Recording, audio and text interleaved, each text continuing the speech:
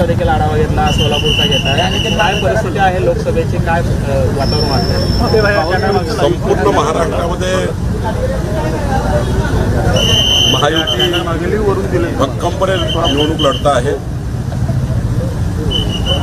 मला विश्वास आहे की महाराष्ट्राची जनता मोदीजींच्या विकसित भारताच्या संकल्पना साथ देईल आणि 45+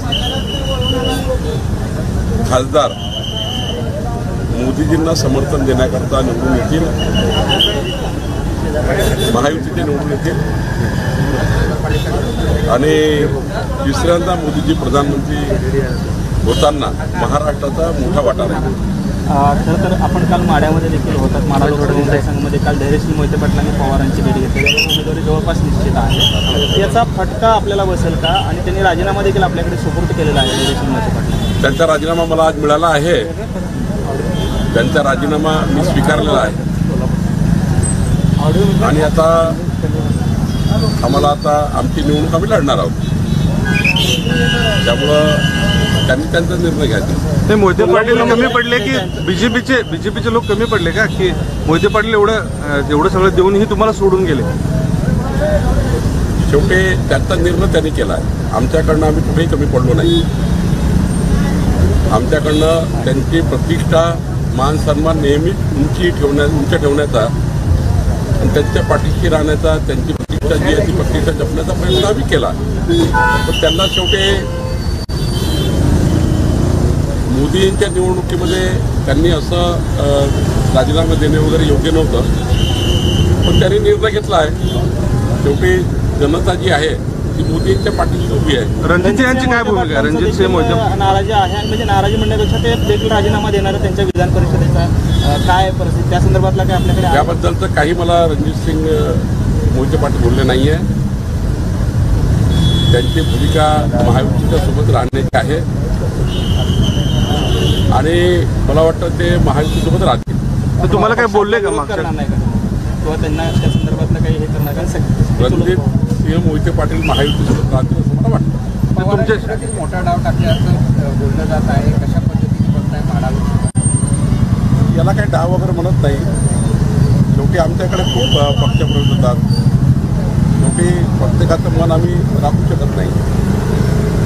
त्यामुळं आमच्याकडे एखादा माणूस तिकडे गेला याचा अर्थ असा नाही की खूप काही त्यांनी आमच्याकडे हजारो लोक रोज पक्षप्रवेश करत आहेत. त्यामुळं निवडणुकीच्या राजकारणात हे कमी जास्त होत राहतं. कोल्हापूरमध्ये संजय मंडलिकांनी शाहू महाराजांना दत्तक पुत्र म्हटलेला आहे. हा कुठेतरी गादीचा अवमान नाही असं चर्चा आहे. संजय मंडलिक काय बोलले त्याचं उत्तर त्यांनीच दिलं पाहिजे व एकनाथ देतील. मला त्याबद्दल तुम्ही सहमत आहात का त्याशी? नितेश राणेंनी सरपंचांच्या बैठकीत सज्जड दम दिल्याची माहिती आहे समोर. सरपंच लीड देणार नाही, त्यांच्या निधीबाबत मी लिस्ट करणार आहे. त्याचबरोबरीनं धनंजय महाडिक देखील असंच म्हणाले की जर का लीड कमी मिळालं तर जे ग्रामपंचायत जास्त लीड देईल त्याला आम्ही 5 कोटीचा निधी देऊ अशा पद्धतीने. म्हणजे कुठेतरी आमिष दाखवलं जातं असा आरोप होतोय. काही आमिष नाही आहे. काही पैशाचं आम्ही थोडी दिलं. विकासाचा प्रश्न मांडला आहे. हे मान्यच आहे. आम्ही काही संन्यासी तर नाही आहोत. भारतीय जनता पक्षाचे कार्यकर्ते आहोत, पदाधिकारी आहोत. आम्हाला साहजिक वाटतं की आम्ही एवढं काम करतो.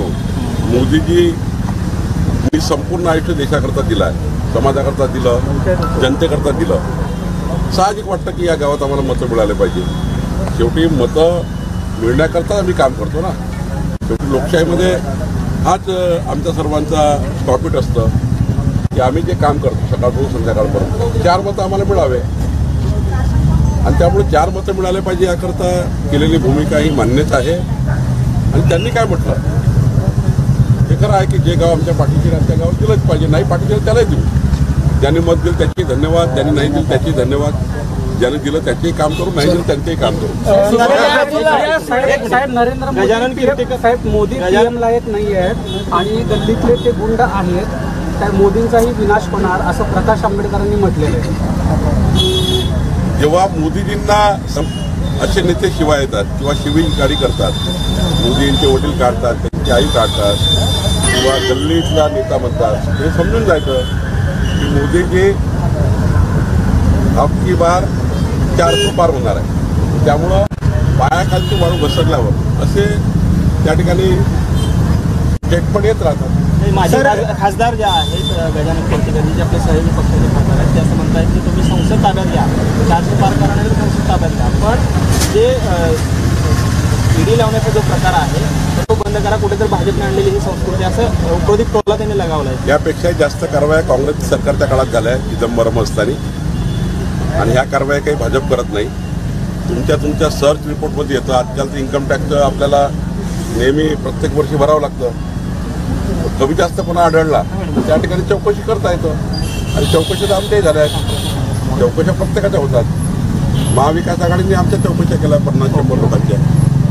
शेवटी सरकार हे त्याच्यामध्ये कोणी प्रधानमंत्री किंवा कोणी पक्ष इन्व्हॉल्व नसतो.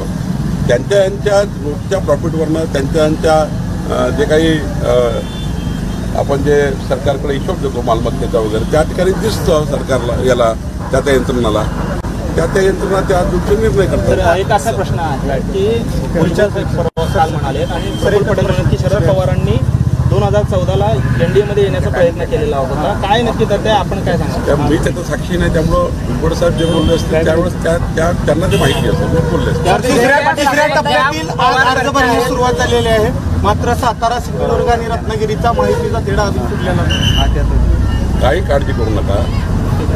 अर्ध्या तासाची बैठक होईल आणि पवार करायचे आहेत आणि सुनेत्र पवार हे बाहेरचे आहेत अशी शरद पवारने टीका केलेली आहे. कसं बघताय? पवार साहेबांना ओरिजिनल आणि पवार साहेबांना असं या वयात बोलणं योग्य नाही. ते सर्वांचे पालक म्हणून त्यांनी त्या घराला सांभाळला आहे, परिवाराला सांभाळला आहे. परिवारात मतमतांतर झाले असतील तरी वरिष्ठ व्यक्तींनी, घरातल्या वरिष्ठ व्यक्तींनी अशा पद्धतीचं बोलू नये.